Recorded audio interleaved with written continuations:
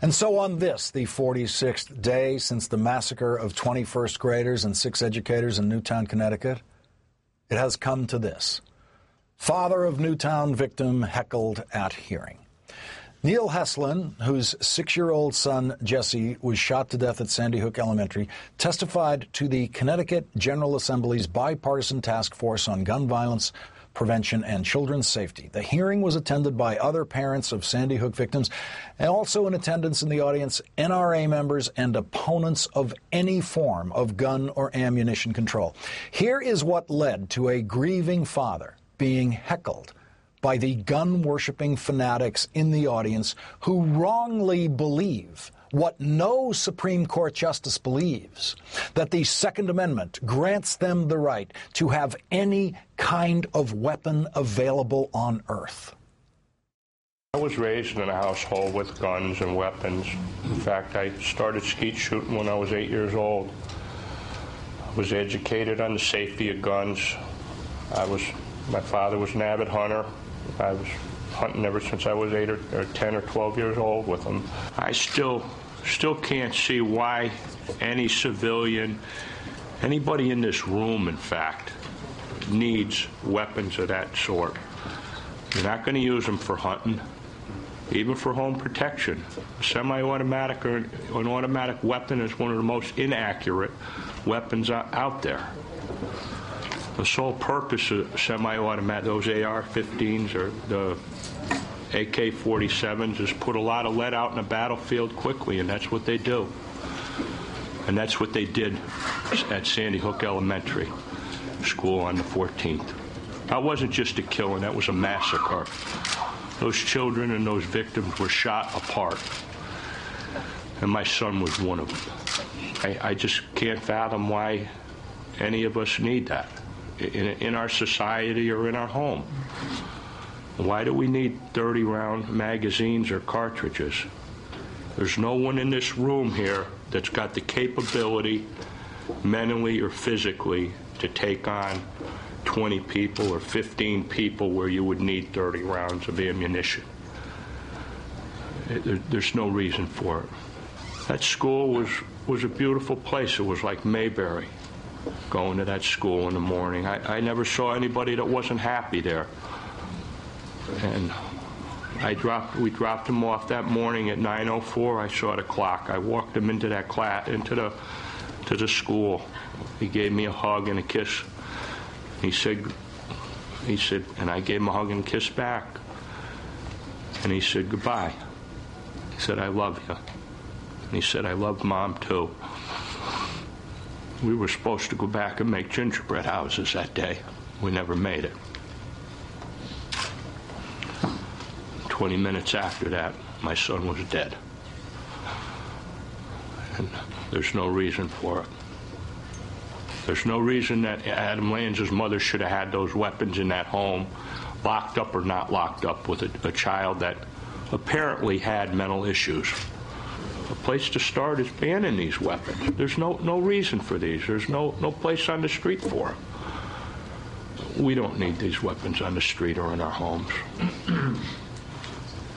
We don't.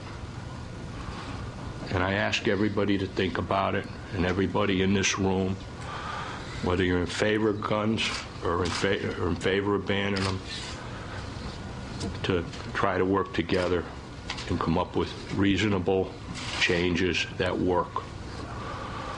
And I think one place to start is with the regulations on background checks, thorough background checks for everyone who purchases a weapon. Resales have to have thorough background checks.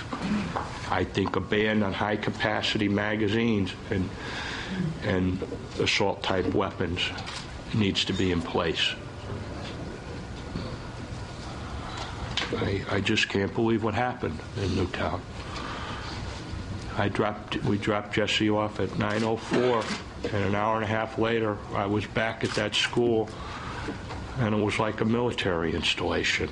SWAT team members, families in hysterical, state police from all over the state, FBI. It was unbelievable. students there looking to be reunited with their parents, parents looking for their children. I was looking for my son. I was looking for his classroom. They were never to be found. And what some of the surviving students' parents told me, my son Jesse yelled, "Run, run now." He was in Miss Soto's class. 10 of the students survived. My son wasn't one of them. I hope those words helped those children survive.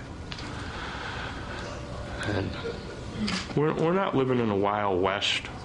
We're not a third world nation. We have the strongest military in the world. We don't need to defend our homes with weapons like that. And, you know, I ask if there's anybody in this room that can give me one reason or challenge this question, why anybody in this room needs to have one of these assault-style weapons or military weapons or high-capacity clips.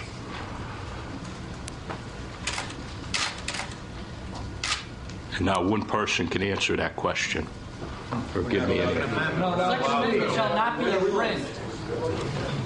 All right. All right. Please, no comments while Mr. Heslin is speaking. Some right-wing websites sprung to the defense of the hecklers, insisting that they were simply answering Mr. Heslin's question, but of course they weren't. The question he asked was, and I quote, why anybody in this room needs to have one of these assault-style weapons or military weapons or high-capacity clips. And no one in the room answered that question. It was a why question.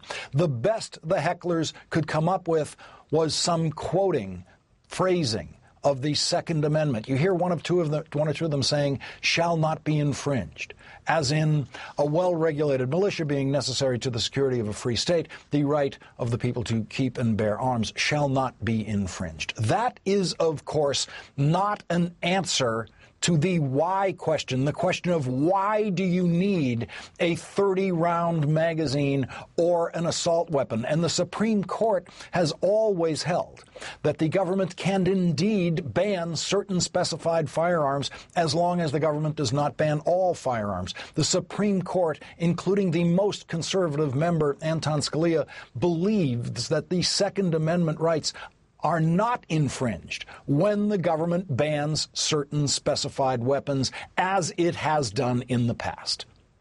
Heckling is when you say something stupid from the audience and when a speaker rhetorically or directly asks an audience why you need 30-round magazines and assault weapons, and you yell a response, which is basically, I think the Second Amendment says I can have them. You have not answered the question about why you need them. There are plenty of legal things for sale in America that we don't need. None of us need cigarettes. If you ask me why I need cigarettes and I say to you because they're for sale, I have not answered your question. I have just said something stupid, almost as stupid as smoking cigarettes. Neil Heslin made a solid and emotional case about why no one in this country and no one in that audience needs massacre weapons. And then he openly asked that audience if anyone there could give him a reason why they did need massacre weapons, and not one word that the hecklers spoke was a reason why. Not one word. That grieving father's question remains unanswered by the gun fanatics in that audience who did indeed heckle him.